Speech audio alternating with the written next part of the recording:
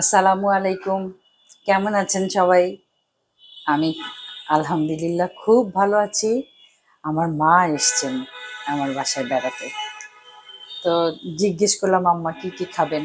তো ২-১ টা অন্য খাবার যেরকম খুব পছন্দ করে ফিরনি খেলেন। তারপরে আ গরুর পায়া রান্না করেছিলাম, গরুর নেহারি, সেটা খেলেন। আর আজকে বলেছেন উনি অন্য তরকারির সাথে রাতে একটুখানি বেগুনের টক খাবেন। তো এটাকে বেগুনের টকও বলা যায়, আচারি বেগুনও বলা যায়। এটা আমি হলুদ হলুদ আর লবণ, সামান্য একটু মরিচ দিয়ে মেখে নিয়েছি। এটাকে হালকা করে ভাজবো, যেভাবে আমরা বেগুন বড়া খাই না ওরকম করে ভাজবো, ওরকমই হবে আর কি।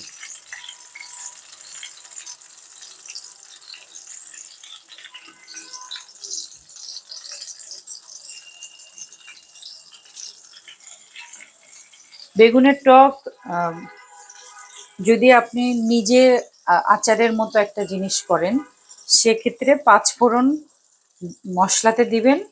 তারপরে তেঁতুল তো দিতেই হবে, তেঁতুলের মাড়। আমি তেঁতুল ভিজিয়ে রেখেছি এখানে।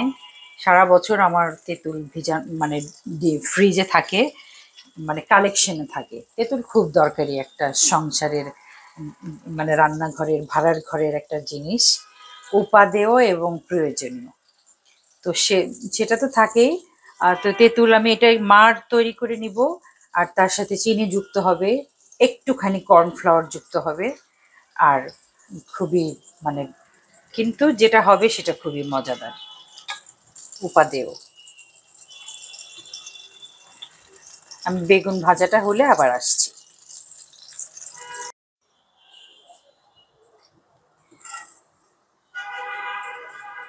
আমার বেগুন ভাজাটা শেষ।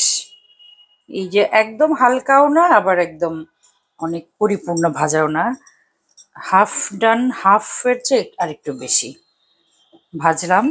একটুখানি পেঁয়াজ দিব। এটাতে অনেক বেশি মশলা লাগে না, মেইনলি যে তেঁতুল আর চিনির যে স্বাদ এবং আচারের গন্ধ, সেটাই হলো এখানে প্রধান।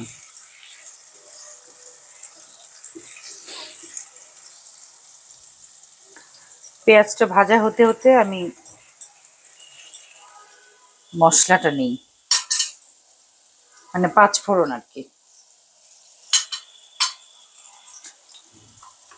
পাঁচফোড়নে আছে সরিষা।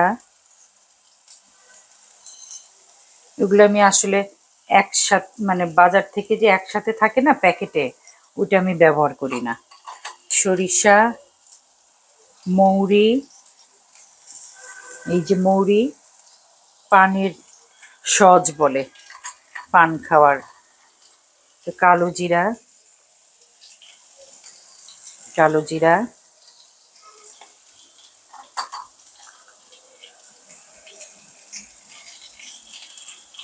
অল্প একটু মেথি,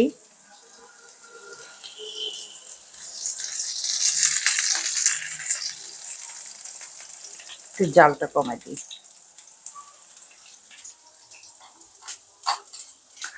আর কোনো মশলা? আচ্ছা। আর একটুখানি ১ চিমটি, এটার সাথে দেই না, তারপরেও দিচ্ছি একটুখানি জিরা।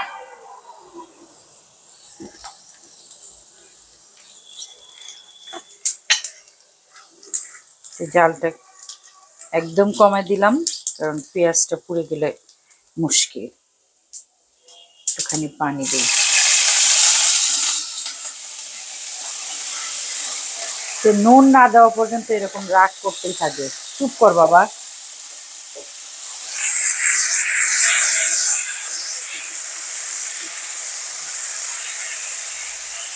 পাঁচফোড়নের গন্ধে একদম সারা ঘর, রান্নাঘর ভরে গেল। ১ চিমটি আদা বাটা, একটুখানি রসুন বাটা,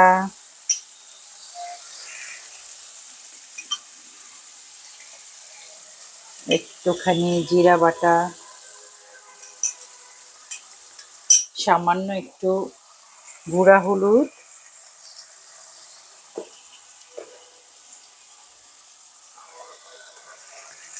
একটু গুঁড়া মরিচ,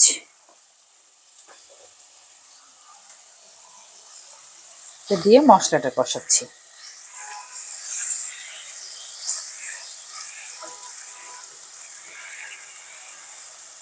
এখানে তেজপাতা দেওয়া যায়, তেজপাতা আবার কৌটা থেকে বের করতে হবে, মাঝে মাঝে ফাঁকি দিই, নিজেই ফাঁকি আসলে কার সাথে, নিজের সাথেই নিজে ফাঁকি দেই। একটুখানি আর একটু পানি দিই, মশলাটা পানি দিচ্ছি আমি একটু, এখন চিনিও দিব, এত তেঁতুল থাকবে তো এতখানি চিনি লাগবে।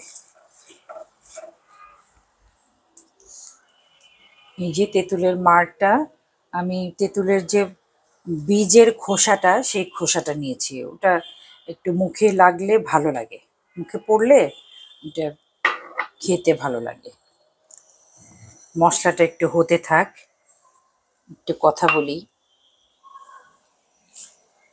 অনেক সময় আপনারা বলেন যে অমুক মাছে হলুদ, অমুক মাছে লবণ, অমুক মাছে আদা। এটা হয় কি যে, ওই যে আমি একদিন একটা গল্প বলেছিলাম না, যে একটা সাহায্যকারী মানুষ, সে আমাকে বলল যে ধনেপাতা ভর্তা করবে, তখন ধনেপাতা ভর্তার সাথে সে একটুখানি এক টুকরা আদা দিল। তা আমি তো প্রথম খুব অবাক হয়ে গেছি যে আদা কেন। তো ফাইনালি যখন ওটা খেলাম তখন আমার কাছে খুব ভালো লাগলো। তো তখন আসলে মানে এইভাবেই চিন্তা করা উচিত যে যে যখন যেটা খায়, কেউ নিশ্চয়ই পয়সা দিয়ে বাজার করে অনেক কিছু এনে তারপরে সেটা নষ্ট করার জন্য কেউ মানে ভুল জায়গায় আদা, ভুল জায়গায় রসুন দেয় না। বিশেষ করে গৃহিণী যারা রান্না বাড়া করেন, যারা রান্নাঘরের দেখাশোনা করেন, যারা, তারা কখনো সেই কাজটা তারা করবেন না আমার ধারণা। তো সেখানে মনে করেন যে আমি একটা জিনিসে আদা দিলাম, আপনি সেটা আদা দেন না, তো এটা তো আমার রান্নাটা তো সরাসরি আপনি খাচ্ছেন না, আপনি দেখছেন। তো সেখানে আপনি আদা দিবেন না, ঠিক আছে, বা কমেন্টে বললেন যে আমি আদা দিই না, এইটুকুই মনে হয় ঠিক আছে, তাই না? আমি কিন্তু কোনো জায়গায় গিয়ে আর একটা কথা বলি, সেটা হলো খাবার, এই খাবার এরকম আমি খাই না, এই এই বাক্যটার নাম হলো খাবারের গীবত। আপনারা সবাই জানেন, কম বেশি আমরা মুসলমান যারা সবাই জানি যে গীবত খুব একটা খারাপ জিনিস। সেখানে খাবার খেতে বসে দূর, লবণই দেয় না, লবণই হয় নাই, ঝাল হয় নাই, এটা একটা খাবার হলো, এই এরকম বলা খাবারের গীবত। এটা হলো আলাদা একটা সেক্টর। তো খাবারের গীবত একদমই করা উচিত না, কারণ স্রষ্টা আপনাকে ওই দিন ওই কম নুনওয়ালা খাবারটাই আপনার রিজিকে লিখে রেখেছে, সেই কথাটা মনে রাখতে হবে। আমরা কোনোদিন হয়তো খুব অনেক মজা হয়, অনেক চেটেপুটে খাই, আপনাদের কি ধারণা যে শুধু রাঁধুনি সেই কাজটা সম্পন্ন করেন? তা না, সব কিছু মিলে বাজার, মশলা, টাইমিং এবং রাঁধুনির হাত, সমস্ত কিছু মিলে যে খাবারটা তৈরি হয় সেটা কিন্তু আল্লাহ আগেই রেডি করে রাখেন, আগের থেকেই সেই চিত্রকল্প, সেই গল্পটা লিখে রাখেন। এই বিশ্বাসটা থাকতে হবে যে আমি যে ভাত চড়ালাম, ভালো ভাত, তারপরে যখন আমি ভাতটা যখন ঠিকা দিলাম, মানে ওই যে ভাত মার গালানোর পরে আবার একটুখানি ভাত পানিটা সরানোর জন্য একটু চড়চড় করার জন্য দিলাম, দিয়ে আমি কি একটা কাজে ঘরে গেলাম, এসে দেখি ভাত পোড়া লেগে গেল, পোড়া এমন পোড়া লাগলো যে ভাতে পোড়া পোড়া গন্ধ। কিন্তু গল্পটা কেমন জানেন? ওই পোড়া পোড়া ভাতটা আপনার সেই দিনের রিজিকে লেখা ছিল। এই কথাটা আসলে খুব মানতে হবে। তো সেই ক্ষেত্রে আমরা যা খাই সেটা আসলে আমাদের কপালে লেখা থাকে, এবং সেটা নিয়ে যখন আমরা নাক সিটকাই তখন সেটা হবে খাবারের গীবত। কোনো বাসায় গিয়ে তো অবশ্যই না, আর নিজের স্ত্রী রান্নলো বা হাজবেন্ড রান্নলো, মা রান্নলেন, তখনও বলা যাবে না যে এটা একটা কি রান্না হলো। সত্যিকার অর্থে সহিষ্ণুতা একটা অনেক বড় একটা ব্যাপার। আমি একটু কর্নফ্লাওয়ার গুলে দিচ্ছি, পুরাটা দিব না, অল্প একটু দিব, কারণ এটা অলরেডি সুন্দর একটা কনসিস্টেন্সি হয়ে গেছে। এই যে একটু আঠালো আঠালো। তো এখানে কিন্তু আমি মশলার সাথে শুধু মিষ্টি কোনো আমের আচার আচার দিলেও এত কিছু করতে হতো না, কিন্তু যেহেতু আমি রেডিমেড খাবার এড়িয়ে চলি, সেখানে এই জায়গাটাতেও আমার এই ব্যাপারটা থাকে। এখন আমি বেগুনগুলো দিয়ে দিব। বেগুনগুলো কিছু না, একটু উল্টে পাল্টে, অনেক সময় আমি কয়েকজনকে দেখেছি বেগুন রান্না ভেজে তার উপরে শুধু মশলাটা ছেড়ে মানে ঢেলে দেয়, তাতেই হয়ে যায়, সেটাও হয়।